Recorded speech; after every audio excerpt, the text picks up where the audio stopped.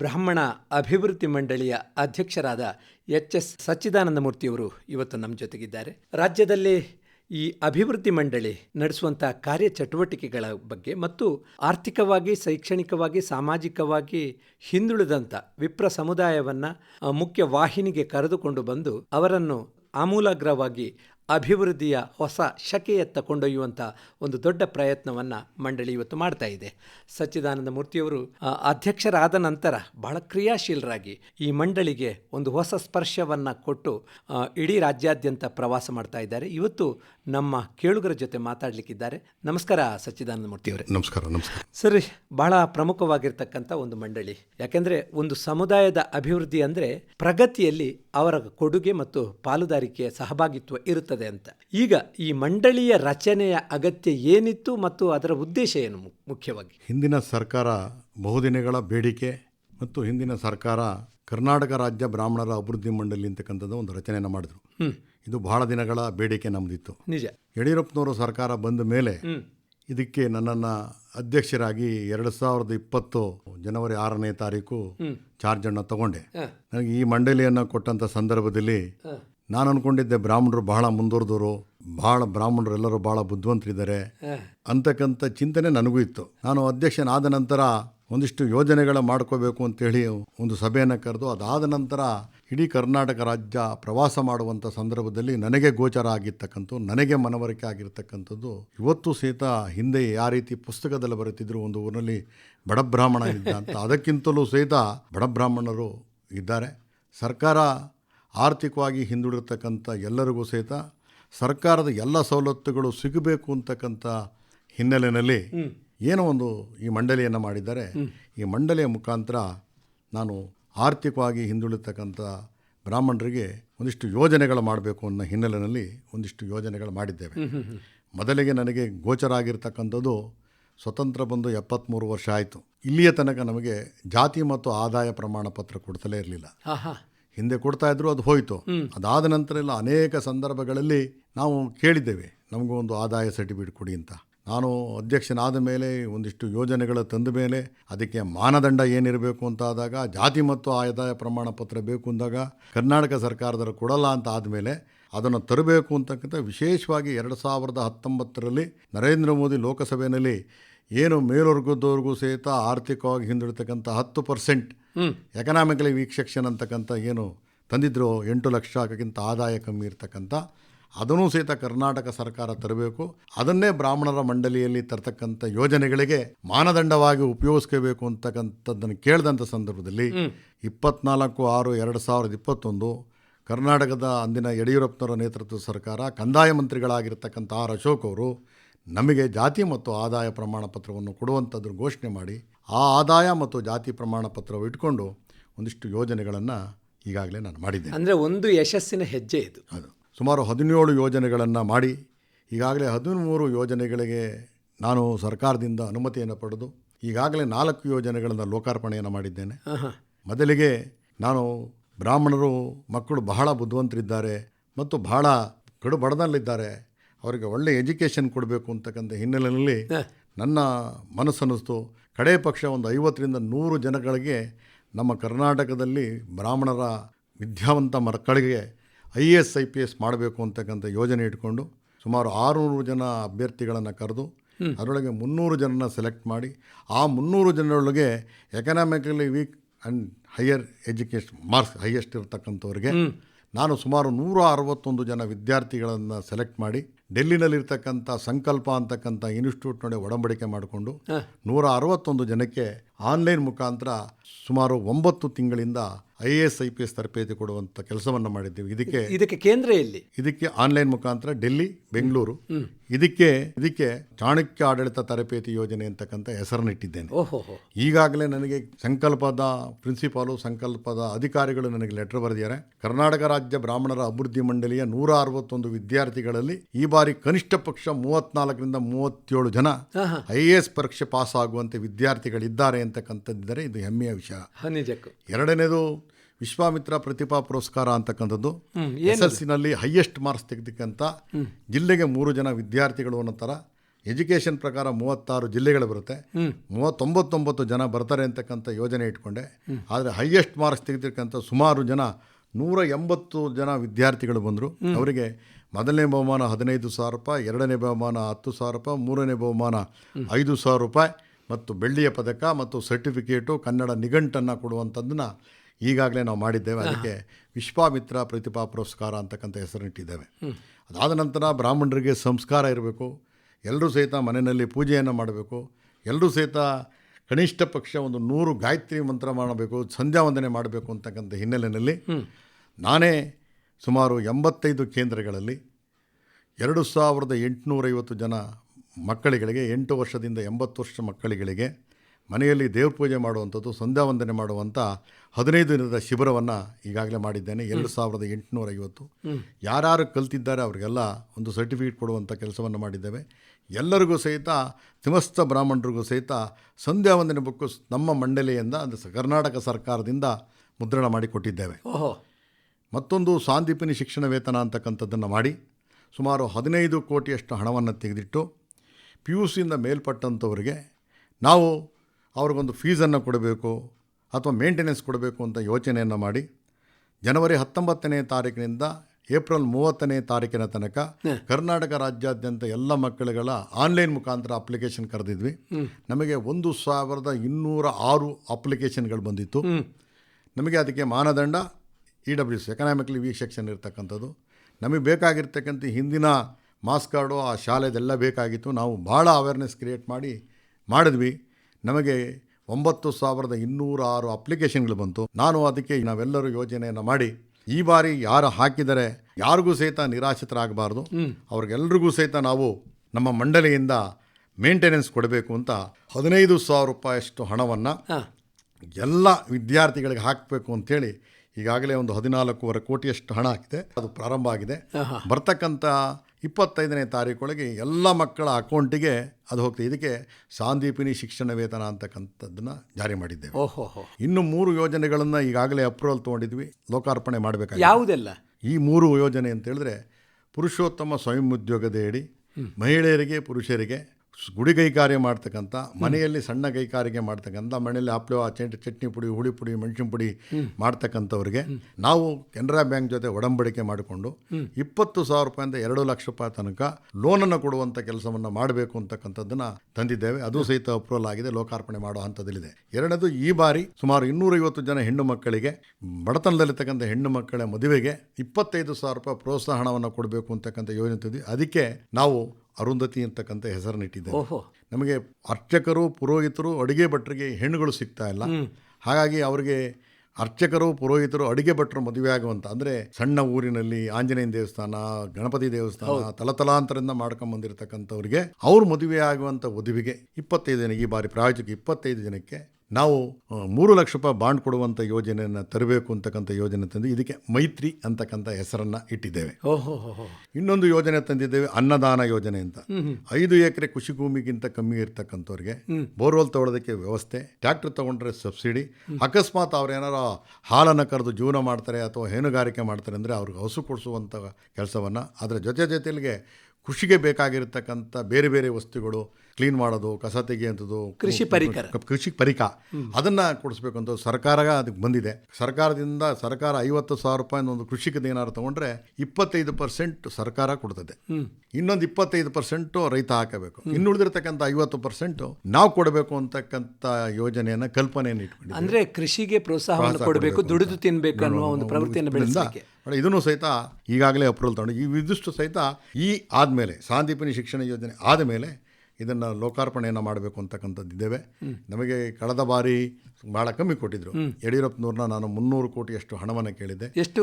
50 ಕೋಟಿಯಷ್ಟು ಹಣವನ್ನು ಈ ಬಾರಿ 21-22ನೇ ಬಜೆಟ್ನಲ್ಲಿ ಕೊಟ್ಟಿದ್ದಾರೆ. ಅನೇಕ ಯೋಜನೆಗಳನ್ನು ಹಾಕ್ಕೊಂಡಿದ್ದೇವೆ. ವಿಶೇಷವಾಗಿ ಎಲ್ಲದಕ್ಕಿಂತ ಹೆಚ್ಚಾಗಿ ನಾನು ಬ್ರಾಹ್ಮಣರ ಒಂದು ಜನಗಣತಿಯನ್ನು ಮಾಡಬೇಕು ಅಂತಕ್ಕಂಥ ಹಿನ್ನೆಲೆಯಲ್ಲಿ ಹೊರಟಿದ್ದೇವೆ. ಅದು ಬಹಳ ಮುಖ್ಯ, ಯಾಕಂದರೆ ರಾಜ್ಯದಲ್ಲಿ ಅವರ ಸ್ಥಿತಿಗತಿಯ ಅಧ್ಯಯನ ಆಗಬೇಕಾಗಿದೆ. ಯಾಕೆ ಅಂತ ಹೇಳಿದ್ರೆ ನಮಗೆ ಬ್ರಾಹ್ಮಣರ ಸಂಖ್ಯೆ ನನಗೆ ಗೊತ್ತಿರೋ ಹಾಗೆ ಪ್ರಕಾರ ಇಡೀ ಕರ್ನಾಟಕ ರಾಜ್ಯಾದ್ಯಂತ ಹೆಚ್ಚು ಕಮ್ಮಿ 43 ಲಕ್ಷಕ್ಕೂ ಹೆಚ್ಚು ಜನ ಇದ್ದಾರೆ ಅಂತ ನನಗೆ ಮಾಹಿತಿ ಇದೆ, ನಾನು ಓಡಾಡ್ತಿರ್ತಕ್ಕಂಥ. ಆದರೆ ಅಂಕಿಅಂಶ ಇಲ್ಲ. ಆ ಹಿನ್ನೆಲೆಯಲ್ಲಿ ಸರ್ಕಾರಕ್ಕೆ ನಾನು ಮನವಿ ಮಾಡಿದ್ದೇನೆ, ಸರ್ಕಾರವನ್ನು ಬೇಡ್ಕೊಂಡಿದ್ದೇನೆ. ಯಾಕೆ ಅಂತ ಹೇಳಿದ್ರೆ 2015ರಲ್ಲಿ ಹಿಂದಿನ ಸರ್ಕಾರ ಜನಗಣತಿ ಮಾಡಿದಂಥ ಸಂದರ್ಭದಲ್ಲಿ ಪ್ರತಿಯೊಬ್ಬರಿಗೂ ಒಂದೊಂದು ಕೋಡ್ ನಂಬರ್ ಕೊಟ್ಟು 1351 ಜಾತಿಗಳಾಗಿ ಬ್ರಾಹ್ಮಣರು 44 ಉಪಜಾತಿಗಳಾಗಿದೆ. ಹಾಗಾಗಿ ಕೆಲವರು ಬ್ರಾಹ್ಮಣ ಅಂತ ಬರೆಸಿಲ್ಲ, ಅವರು ಉಪಜಾತಿಗಳನ್ನ ಹೇಳ್ಕೊಂಡು ಹೊರಟುಬಿಟ್ಟಿದ್ದಾರೆ. ಹಾಗಾಗಿ ಇವೆಲ್ಲವನ್ನು ಕೂಡೀಕರಿಸಿ ಬ್ರಾಹ್ಮಣರ ಅಂಕಿಅಂಶ ಬೇಕು ಅಂತಕ್ಕಂಥ ಹಿನ್ನೆಲೆಯಲ್ಲಿ ಇವತ್ತು ನಾನು ಬೇಡಿಕೆಯನ್ನು ಇಟ್ಟಿದ್ದೀನಿ. ಇದರ ಜೊತೆಯಲ್ಲೂ ಸಹಿತ ನರೇಂದ್ರ ಮೋದಿ ತಂದಿರತಕ್ಕಂಥ ಮೇಲ್ವರ್ಗದವರಿಗೆ 10% ಮೀಸಲಾತಿ ಕರ್ನಾಟಕದಲ್ಲಿ ತರಬೇಕು ಅಂತ ನಾನು ಅಧ್ಯಕ್ಷನಾದಾಗಲಿಂದಲೂ ಸಹಿತ ಮುಖ್ಯಮಂತ್ರಿಗಳಿಗೆ, ಚೀಫ್ ಸೆಕ್ರೆಟರಿಗೆ, ಕಂದಾಯ ಮಂತ್ರಿಗಳಿಗೆ, ಹಿಂದುಳಿದ ಆಯೋಗಕ್ಕೆ, ಹಿಂದುಳಿದ ಮಂತ್ರಿಗಳಿಗೆ, ಸಮಾಜ ಕಲ್ಯಾಣ ಮಂತ್ರಿಗಳಿಗೆ, ಉಪಮುಖ್ಯಮಂತ್ರಿಗಳಿಗೆ ಎಲ್ಲರಿಗೂ ಸಹಿತ ಮನವಿಯನ್ನು ಮಾಡಿ ಓಡಾಟವನ್ನು ಮಾಡಿದಂಥ ಸಂದರ್ಭ ಹಿಂದಿದ್ದಂಥ ಚೀಫ್ ಸೆಕ್ರೆಟರಿ ಅವರು ಇದನ್ನು ಸಚಿವ ಸಂಪುಟಕ್ಕೆ ತನ್ನಿ ಅಂತೇಳಿ ಸಚಿವ ಸಂಪುಟಕ್ಕೆ ತಂದಿದ್ರು. ಈಗಾಗಲೇ ಈ ಯೋಜನೆ ಸುಮಾರು 14 ರಾಜ್ಯಗಳಲ್ಲಿ ತಂದಿದ್ದಾರೆ. ಶೈಕ್ಷಣಿಕವಾಗಿ ಮತ್ತು ನೌಕರಿಯಲ್ಲಿ 10% ಕೊಡಬೇಕು ಅಂತ ಕರ್ನಾಟಕದಲ್ಲೂ ತರಬೇಕು ಅಂತಕ್ಕಂಥ. ಯಾಕೆಂದ್ರೆ ಈ 144 ಜಾತಿಗಳಲ್ಲಿ ಕರ್ನಾಟಕದಲ್ಲಿ 139 ಜಾತಿಗಳಿಗೆ ಈಗಾಗಲೇ ಕೊಟ್ಬಿಟ್ಟಿದ್ದಾರೆ. ಕೇವಲ 5-6 ಜಾತಿಗಳಿಗೆ ಈ 10% ಬರಬೇಕಾಗಿದೆ. ಅದು ಬ್ರಾಹ್ಮಣರಿಗೂ ಸಹಿತ ಬರಬೇಕು ಅಂತಕ್ಕಂಥ ಹಿನ್ನೆಲೆಯಲ್ಲಿ ನಾನು ಪ್ರಯತ್ನ ಪಟ್ಟಿದ್ದೆ. ಹಿಂದಿನ ಸಚಿವ ಸಂಪುಟದಲ್ಲಿ ಅದಕ್ಕೆ ಅನುಮೋದನೆಯನ್ನು ಕೊಟ್ಟಿದ್ದಾರೆ. ಅದಕ್ಕೆ ಜೀವ ಆಗಬೇಕಾಗಿದೆ. ಹಾಗಾಗಿ ಅದೂ ಸಹಿತ ಕರ್ನಾಟಕದಲ್ಲಿ ಬರಬೇಕು ಅಂತಕ್ಕಂಥ ಆಗ್ರಹ ಮತ್ತೆ ಅದಕ್ಕೋಸ್ಕರ ತುಂಬ ಪ್ರಯತ್ನವನ್ನು ಪಡ್ತಾರೆ. ಸರ್, ಸರ್ಕಾರದಿಂದ 50 ಕೋಟಿಯಷ್ಟು ಈ ಹಿಂದಿನ ಸರ್ಕಾರ ಕೊಟ್ಟಿದೆ. ನೂತನ ಮುಖ್ಯಮಂತ್ರಿಗಳಿಗೆ ಏನಾದರೂ ಬೇಡಿಕೆಯನ್ನು ಕೊಟ್ಟಿದ್ರೆ ಇನ್ನಷ್ಟು ಆರ್ಥಿಕ ನೆರವು ಬೇಕು ಅಂತ. ಅವರು ಕಳೆದ ಬಾರಿ ನನಗೆ ಕೊಟ್ಟಾಗ ಅವರು ಸಹಿತ ಇದ್ರು. ಅವರು ಬ್ರಾಹ್ಮಣರಿಗೆ ಸಹಾಯ ಮಾಡಬೇಕಪ್ಪ ಅಂತ ಹೇಳಿದ್ರು. ನಾನು ಮೊನ್ನೆ ಹೊಸದಾಗಿ ಮುಖ್ಯಮಂತ್ರಿ ಆದಂಥ ಸಂದರ್ಭದಲ್ಲಿ ನಾನು ಅವ್ರನ್ನ ಜ್ಞಾಪಿಸಿದೆ. ನಾನು ಈ ಸಪ್ಲಿಮೆಂಟರಿ ಬಜೆಟಲ್ಲಿ ಕೊಡ್ತೀನಿ ಅಂತ ಹೇಳಿದ್ರೆ ಒಂದು 50 ಕೋಟಿ ಕೇಳಿದ್ದೀನಿ, 30 ಕೋಟಿ ಅಂತೂ ಕೊಡ್ತಾರೆ ಅಂತಕ್ಕಂಥ ವಿಶ್ವಾಸವನ್ನು ಇಟ್ಕೊಂಡಿದ್ದೀನಿ. ಅಂದರೆ ನಿಮ್ಮ ಕಾರ್ಯಚಟುವಟಿಕೆಯನ್ನು ನಡೆಸಲಿಕ್ಕೆ ಸುಗಮ ಆಗ್ತದೆ ಅಂತ. ಬ್ರಾಹ್ಮಣ ಅಭಿವೃದ್ಧಿ ಮಂಡಳಿ ಬಹಳಷ್ಟು ಗಮನ ಕೊಟ್ಟದ್ದು ಕರೋನಾದ ಸಂದರ್ಭದಲ್ಲಿ ಬ್ರಾಹ್ಮಣರಲ್ಲಿ ಇರುವಂಥ ವೃತ್ತಿಗಳು, ಅದು ಅರ್ಚಕ ವೃತ್ತಿ ಆಗಿರ್ಬೋದು, ಅಡುಗೆಯದ್ದಾಗಿರ್ಬೋದು, ಬೇರೆ ಬೇರೆ ವೃತ್ತಿಯಲ್ಲಿದ್ದವರಿಗೆ ಬಹಳಷ್ಟು ಸಂಕಷ್ಟದಲ್ಲಿದ್ದರು. ಅಂಥವರ ಶ್ರೇಯೋಭಿವೃದ್ಧಿಗಾಗಿ ಮಂಡಳಿ ಯಾವ ರೀತಿ ಕೆಲಸ ಮಾಡಿದೆ? ಏನಾಗಿದೆ ಅಂದರೆ ಶ್ರಮಿಕರು ಅಂತ ಇದೆ. ಆ ಶ್ರಮಿಕರ ಜಾಗಕ್ಕೆ ಅರ್ಚಕರು ಬರ್ತಾರೆ, ಅಡಿಗೆ ಭಟ್ರು ಬರ್ತಾರೆ, ಅಡಿಗೆ ಸಹಾಯಕರು ಬರ್ತಾರೆ. ಇವ್ರನ್ನ ಗುರ್ಸುವಂಥ ಕೆಲಸವನ್ನು ಮಾಡಬೇಕು ಅಂತಕ್ಕಂಥ ಹಿನ್ನೆಲೆಯಲ್ಲಿ ನಾನು ಈ ವೃತ್ತಿಯ ಪುರೋಹಿತರು, ಅರ್ಚಕರು ಮತ್ತು ಪುರೋಹಿತರ ಪರಿಷತ್ ಅಂತ ಮಾಡಿ ಅದೊಂದು ಒಗ್ಗಟ್ಟು ಮಾಡುವಂಥ ಕೆಲಸವನ್ನು ಮಾಡಿದ್ದೆ. ಅದಾದ ನಂತರ ಅಡುಗೆಯವ್ರನ್ನೂ ಸಹಿತ ಸೇರಿಸಬೇಕು ಅಂತ ಈಗಾಗಲೇ ನಾನು ಹೆಬ್ಬಾರ್ ಅವ್ರನ್ನ ಭೇಟಿಯಾಗಿ ಮನವಿ ಪತ್ರವನ್ನು ಕೊಟ್ಟು ಅರ್ಚಕರು, ಪುರೋಹಿತರು ಮತ್ತು ಅಡುಗೆ ಭಟ್ರನ್ನ ಅವ್ರನ್ನ ಅಸಂಘಟಿತ ಕಾರ್ಮಿಕ ವರ್ಗಕ್ಕೆ ಸೇರಿಸಬೇಕು ಅಂತಕ್ಕಂಥದ್ದು ಆಗಿದೆ. ಅಂದರೆ ಕಾರ್ಮಿಕ ಸಚಿವರಲ್ಲಿ ಬೇಡಿಕೆ ಇಟ್ಟಿದ್ದೀವಿ. ಅವರು ಅಪ್ರೂವಲ್ ಮಾಡಿ ಸಚಿವ ಸಂಪುಟಕ್ಕೆ ಕಳಿಸಿದ್ದಾರೆ. ಬರುವಂಥ ದಿನಗಳಲ್ಲಿ ಖಂಡಿತ ಅವರ ಅಸಂಘಟಿತ ಕಾರ್ಮಿಕ ವರ್ಗಕ್ಕೆ ಸೇರಿಸ್ತಾರೆ. ಈ ಬಾರಿ ಕಳೆದ ಬಾರಿ ಕರೋನಾ ಬಂದಂಥ ಸಂದರ್ಭದಲ್ಲಿ ಆಗ ನಾನು ಒಬ್ಬನೇ ಇದ್ದೆ. ಅವಾಗೂ ಸಹಿತ ನಾನು ಬೇರೆ ಬೇರೆ ಮೂಲಗಳಿಂದ ಸುಮಾರು 48,000 ಕೊಟ್ಟಿದ್ದೆ. ಈ ಬಾರಿ ಕರೋನಾ ಬಂದಂಥ ಸಂದರ್ಭದಲ್ಲಿ ಏನು ಅಡುಗೆ ಭಟ್ರು, ಪುರೋಹಿತರಿದ್ದರೆ ಅವರಿಗೆ ಅಸಂಘಟಿತ ಕಾರ್ಮಿಕರವರಿಗೆ ಕೊಡಿ ಅಂತೇಳಿ ಸುಮಾರು 20,000 ರಿಂದ 23,000 ದಿನಸಿ ಕಿಟ್ಗಳನ್ನು ಸರ್ಕಾರ ಕೊಟ್ಟಿದೆ. ಅದಾದ ನಂತರ ಚುನಾಯಿತ ಪ್ರತಿನಿಧಿಗಳು, ಬೇರೆ ಬೇರೆ ಸಂಘ ಸಂಸ್ಥೆಗಳು, ಬೇರೆ ಬೇರೆ ನಮ್ಮ ಸ್ನೇಹಿತರಿಂದ ಸುಮಾರು 70,000 ದಿನಸಿ ಕಿಟ್ಗಳನ್ನು ಬೀದರಿಂದ ಹಿಡಿದು ಚಾಮರಾಜನಗರ ತನಕ ಎಲ್ಲ ಕಡೆ ತಲುಪಿಸುವಂಥ ಕೆಲಸವನ್ನು ನಾವು ಮಾಡಿದ್ದೇವೆ.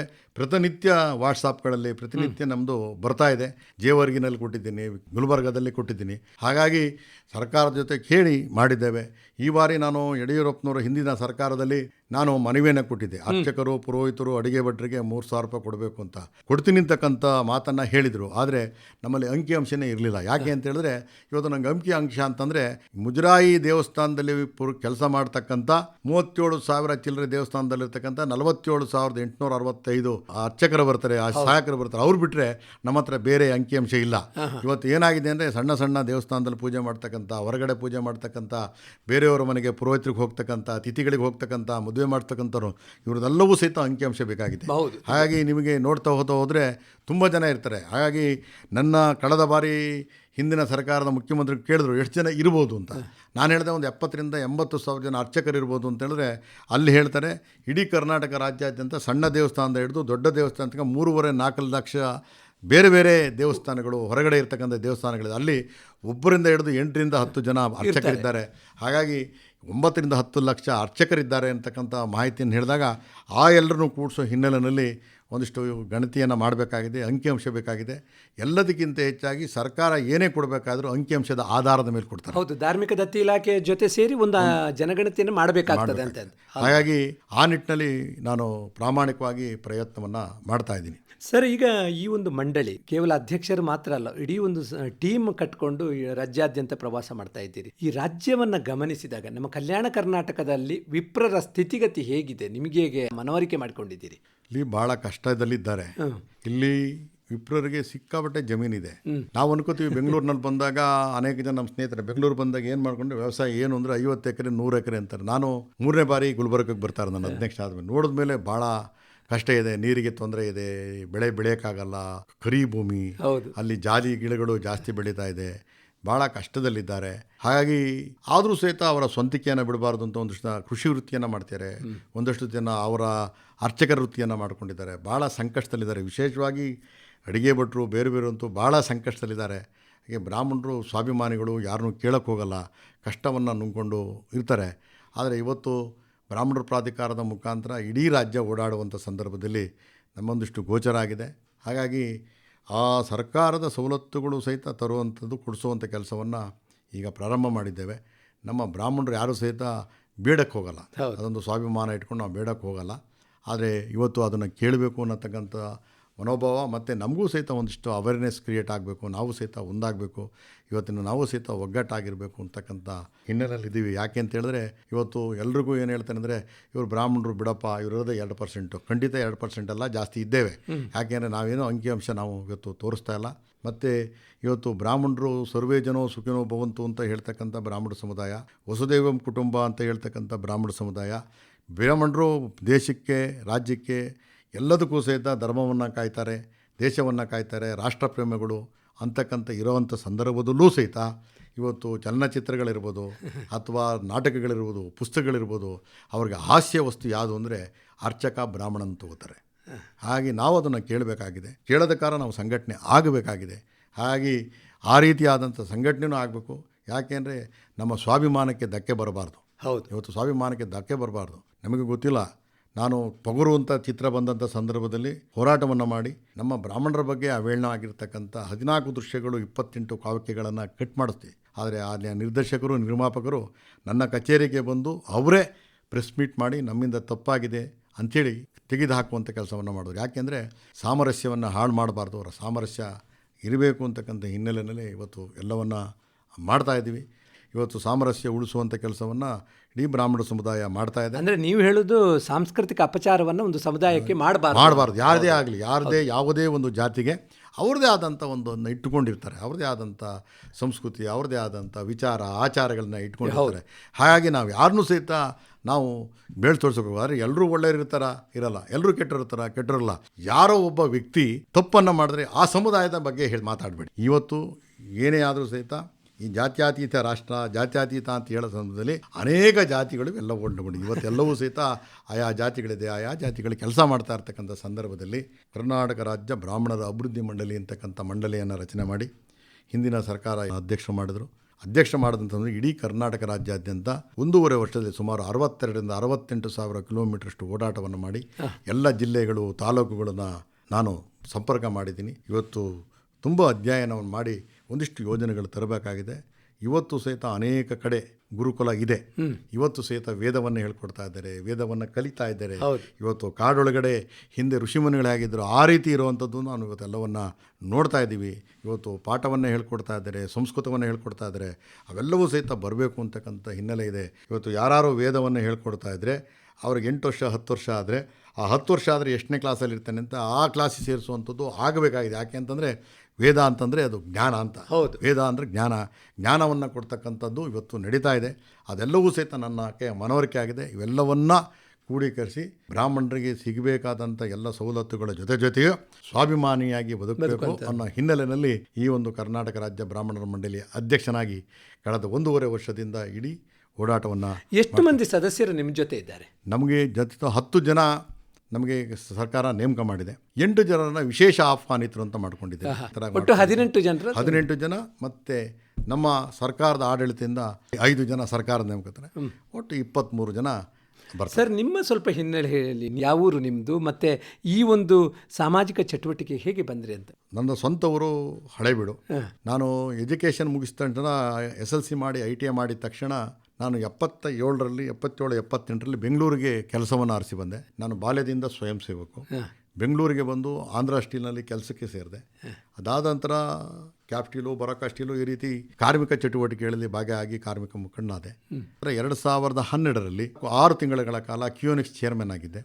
ಸೊ ನಮ್ಮ ತಂದೆನೂ ಸಹಿತ ಸ್ವತಂತ್ರ ಹೋರಾಟಗಾರರು ಹಾಗೂ ಶಾನುಭೋಗರಾಗಿದ್ದರು. ನಮ್ಮದು ಸಹಿತ ಸಾಮಾಜಿಕ ಹೋರಾಟದ ಮನೆ ಮತ್ತು ಸ್ವತಂತ್ರ ಹೋರಾಟಗಾರ. ಸಚ್ಚಿದಾನಂದ ಮೂರ್ತಿ ಅವರು ಈಗ ಮಂಡಳಿ ಅಧ್ಯಕ್ಷರಾಗಿದ್ದೀರಿ. ನಿಮ್ಮ ಅವಧಿಯಲ್ಲಿ ಯಾವ ಕೆಲಸಕ್ಕೆ ನೀವು ಆದ್ಯತೆ ಕೊಟ್ಟು ಮಾಡಬೇಕು, ಮತ್ತು ನನ್ನ ಅವಧಿಯಲ್ಲಿ ಈ ಕೆಲಸ ಆಗಲೇಬೇಕು ಅಂತ ಏನಾದರೂ ಪಣ ತೊಟ್ಟಿದ್ದೀರಾ ಹೇಗೆ ಅಂತ? ಎರಡನ್ನ ನಿಶ್ಚಯ ಮಾಡಿದ್ದೀನಿ. ಒಂದು, ಎಜುಕೇಷನ್ಗೆ ಪ್ರಾಮುಖ್ಯತೆ ಕೊಡಬೇಕು. ನಿಜ. ಎರಡನೇದು, ಕೃಷಿಗೆ ಆದ್ಯತೆ ಕೊಡಬೇಕು ಅಂತ.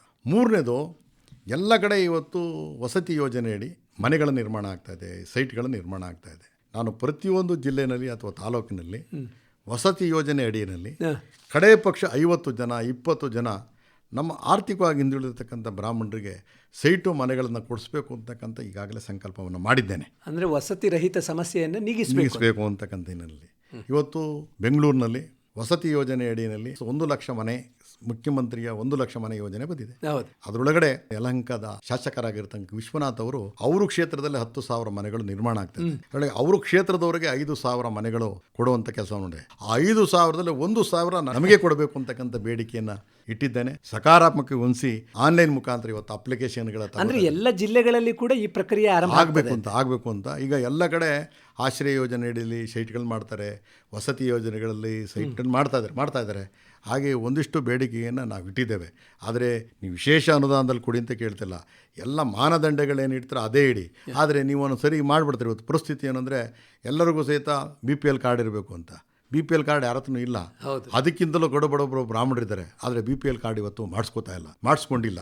ಬಹಳ ಕಷ್ಟ ಇದೆ. ಹಾಗಾಗಿ ಜಾತಿ ಆದಾಯ ಪ್ರಮಾಣ ಪತ್ರ ಸಾಕಾಗೋದಿಲ್ಲ ಅಂತ ಅಲ್ಲ, ಅದನ್ನು ತರಬೇಕು ಅಂತಕ್ಕಂಥದ್ದು ಹಿಂಗೆ. ಹಾಗಾಗಿ ಇವತ್ತು ನಮಗೆ ರಾಜೀವ್ ಗಾಂಧಿ ಹೌಸಿಂಗ್ ಬೋರ್ಡ್ನಲ್ಲಿ ಕೇಳಿರ್ತಕ್ಕಂಥದ್ದು, ನಿಮ್ಗೆ ಇದ್ದರೆ ಹಾಕಿ ಕಾರ್ಡು, ಇಲ್ಲ ಅಂದರೆ ಬೇಡ ಅಂತ. ಅವ್ರಿಗೆ ಆದಾಯ ಲಿಮಿಟ್ ಇಟ್ಟಿದ್ದಾರೆ. ನೀವು 3 ಲಕ್ಷ ರೂಪಾಯಿಗಿಂತ ಆದಾಯ ಕಮ್ಮಿ ಇರಬೇಕು ಅಂತ ಈಗ ಇಟ್ಕೊಂಡಿದ್ದೇವೆ. ನನ್ನ ಈ ಒಂದು ಅವಧಿನಲ್ಲಿ ಮತ್ತು ನಾನು ಇರ್ತಕ್ಕಂಥ ಸಂದರ್ಭದಲ್ಲಿ ನಂದು ಒಂದೇ ಒಂದು ಆಸೆ ಅಂದರೆ, ಇಡೀ ಕರ್ನಾಟಕದಲ್ಲಿರ್ತಕ್ಕಂಥ ಎಲ್ಲ ಬ್ರಾಹ್ಮಣರು, ನಮ್ಮಲ್ಲಿ ಸಮಸ್ತ ಬ್ರಾಹ್ಮಣರು ಒಂದಡಿಲಿ ಬರಬೇಕು. ನಾವು ಸಂಘಟಿತರಾಗಬೇಕು. ಆ ಸಂಘಟನೆ ಮಾಡುವಂಥ ಕೆಲಸವನ್ನು ಸಹಿತ ಇಡೀ ರಾಜ್ಯಾದ್ಯಂತ ಮಾಡ್ತಾ ಇದ್ವಿ. ಇವತ್ತು ಒಂದಿಷ್ಟು ಎಲ್ರಿಗೂ ಸಹಿತ ಗೊತ್ತಾಗ್ತಾ ಇದೆ, ಕರ್ನಾಟಕ ರಾಜ್ಯ ಬ್ರಾಹ್ಮಣರ ಅಭಿವೃದ್ಧಿ ಮಂಡಳಿ ಇದೆ, ನಮಗೇನಾರ ಆದರೆ ಅವ್ರನ್ನ ಕೇಳ್ಬೋದು ಅಂತ. ಹಾಗಾಗಿ ಈ ರೀತಿಯಾದಂಥದ್ದನ್ನು ನಾವಿವತ್ತು ಮಾಡ್ತಾಯಿದ್ದೀವಿ. ನನಗೊಂದು ಖುಷಿ ಇದೆ. ನಾನು ಕೇವಲ 1 ವರ್ಷ ಆದ ನಂತರ ನಂದು ಇವತ್ತು ಅನೇಕ ಮಂಡಳಿಗಳು ಇನ್ನೂ ಆಫೀಸ್ ಓಪನ್ ಆಗಿಲ್ಲ. ಆದರೆ ನಾನು ಅದ್ಭುತವಾಗಿರ್ತಕ್ಕಂಥ ಮಿಥಿಕ್ ಸೊಸೈಟಿಯ 3ನೇ ಮಾಡಿಯಲ್ಲಿ ರೂಪತುಂಗ ರಸ್ತೆಯಲ್ಲಿ RBI ಎದುರುಗಡೆ 3,800 ಚದರ ಅಡಿಯಷ್ಟು ಜಾಗವನ್ನು ತಗೊಂಡು ಆಧುನಿಕವಾಗಿರ್ತಕ್ಕಂಥ ITBT ಬೀಡ್ಸೋಕ್ಕಿಂತಲೂ ಆಧುನಿಕವಾಗಿರ್ತಕ್ಕಂಥ ಅದ್ಭುತವಾಗಿರ್ತಕ್ಕಂಥ ಬ್ರಾಹ್ಮಣರ ಮಂಡಳಿಯ ಕಚೇರಿಯನ್ನು ಪ್ರಾರಂಭ ಮಾಡಿದ್ದೇನೆ. ಈ ಕಚೇರಿಯ ಉದ್ಘಾಟನೆಗೆ ಮುಖ್ಯಮಂತ್ರಿಗಳು, ಉಪಮುಖ್ಯಮಂತ್ರಿಗಳನ್ನ ಕರ್ಕೊಂಬಂದು ಉದ್ಘಾಟನೆಯನ್ನು ಮಾಡಿಸಿದ್ದೇವೆ. ಹಾಗಾಗಿ ನಮ್ಮ ಬ್ರಾಹ್ಮಣರಿಗೆ ಎಜುಕೇಷನ್ ಕೊಡಬೇಕು. ನಾನು ಮೊದಲಿಗೆ ಆಯ್ಕೆ ಮಾಡಿಕೊಂಡಿರೋದು IAS IPS ಟ್ರೈನಿಂಗ್ ಕೊಡಿಸ್ಬೇಕು ಅಂತ ಲೋಕಸೇವಾ. ಅದನ್ನು ಯಶಸ್ವಿಯಾಗಿ ಮಾಡಿದ್ದೇನೆ. ಸಂಘಟನೆ ಮತ್ತು ಅಭಿವೃದ್ಧಿಯ ದೃಷ್ಟಿಕೋನದಿಂದ ಅಧ್ಯಕ್ಷರಾದ HS ಸಚ್ಚಿದಾನಂದ ಮೂರ್ತಿಯವರ ನಡೆ ಆಶಾದಾಯಕವಾಗಿರ್ತಕ್ಕಂಥ ಬೆಳವಣಿಗೆಯನ್ನು ರಾಜ್ಯದಲ್ಲಿ ಕಾಣ್ತಾ ಇದ್ದೇವೆ. ಸರ್, ನಿಮ್ಮ ಕೆಲಸ ಯಶಸ್ವಿಯಾಗಿ ಆಗಲಿ.